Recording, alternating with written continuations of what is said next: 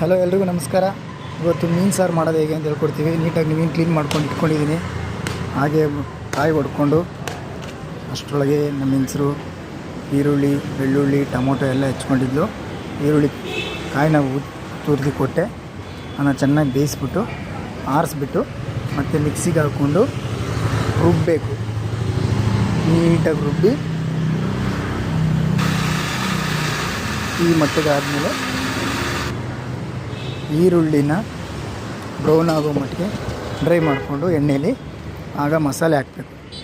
ಹಾಕ್ಬಿಟ್ಟು ಚೆನ್ನಾಗಿ ಬೇಯಿಸ್ಬೇಕು.